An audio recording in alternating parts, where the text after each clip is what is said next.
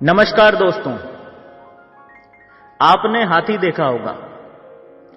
हम लोगों ने देखा है गांव में, छोटे छोटे गांव में एक हाथी आ जाए तो गांव भर के वयोवृद्ध श्रद्धालु हाथ जोड़ के खड़े हो जाते हैं और छोटे छोटे बच्चों से कहते हैं, प्रणाम करो, गणेश जी हैं, जय हो गणेश जी महाराज। छोटे बच्चे भी बोलते हैं, जय हो गणेश जी महाराज। ये गांव की बात है, भावना बता रहे हैं। इतने हाथ जोड़े जाते हैं हाथी के लिए जितने शायद किसी के लिए जोड़े जाते हों। लेकिन एक दूसरी विडंबना देखो, यह तो सही है कि जितने हाथ हाथी के लिए जोड़े जाते हैं किसी और के लिए नहीं, लेकिन विडंबना यह है कि जितने भौंकने वाले इसके पीछे पड़े हैं किसी के पीछे नहीं।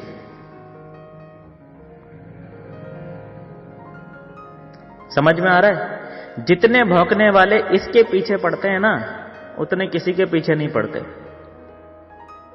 गांव भर के वयोवृद्ध श्रद्धालु हाथ जोड़े आगे खड़े होंगे और गांव भर के कुत्ते भौंकते हुए पीछे पड़े होंगे। हमें आज तक ये बात समझ में नहीं आई कि कुत्तों को कठिनाई क्या है हाथी से। कोई बराबरी का मामला भी नहीं है। कुत्ते हमारी भाषा समझते नहीं है, हमें उनकी बात समझ में आती नहीं है। अगर वो हमारी भाषा समझते तो हम पूछते जरूर,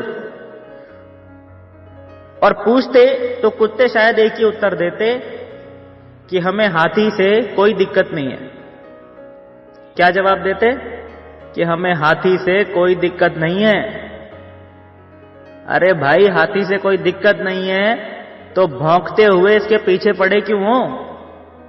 तो कुत्ते यही जवाब देते कि हमें तो इसके आगे जो हाथ जोड़े खड़े हैं वो सहन नहीं हो रहे हैं।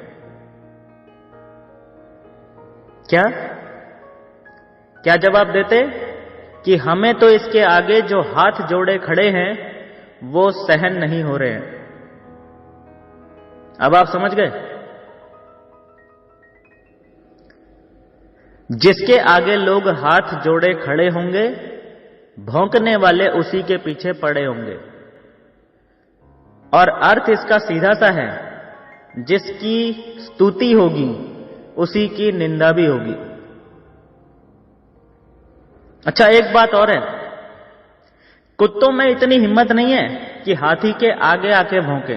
यह बड़ी विचित्रता है कि हाथी के आगे आके भौंकते नहीं और पीछे भौंकना बंद करते नहीं। बड़ी विचित्रता है। लेकिन हाथी की चाल में मस्ती बनी रहती है, क्योंकि वो भौंकने वालों की ओर मुड़ के देखता नहीं है और हाथ जोड़ने वालों के पास ठहरता नहीं है। यानी जिसके जीवन में निंदा स्तुति सब समान हो गई हो, ऐसा ज्ञानवान व्यक्ति ही लक्ष्य की ओर आगे बढ़ता है।